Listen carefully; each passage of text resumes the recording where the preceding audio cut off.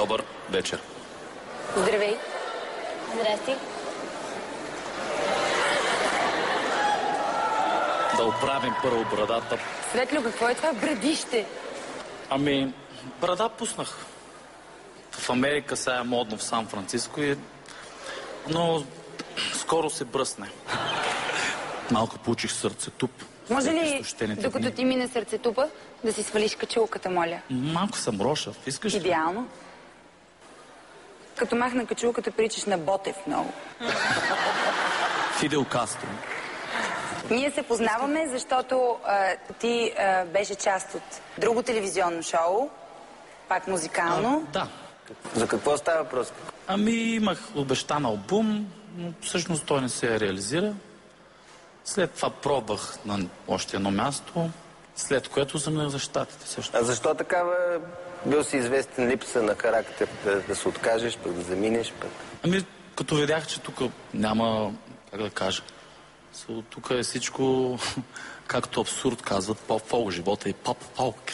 Ти ли реши или липсата на характер те накара да избягаш? Може би и двете заедно, не знам.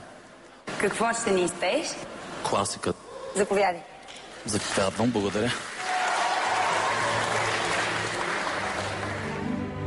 Nessun hort ma Nessun torna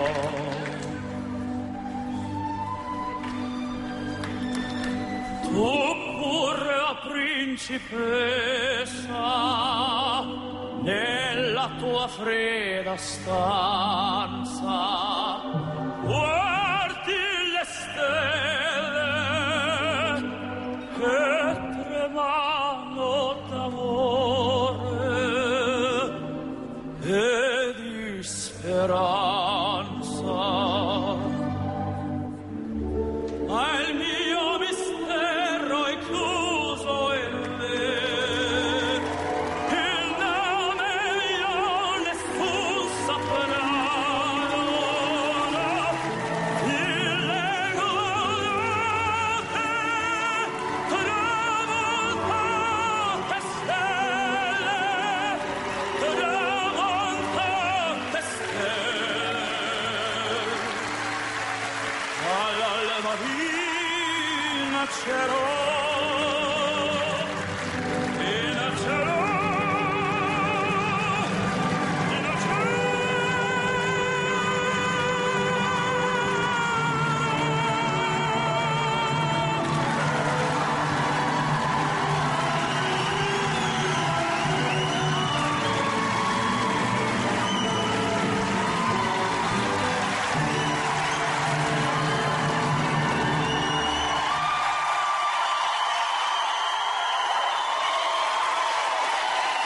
Благодаря ви много.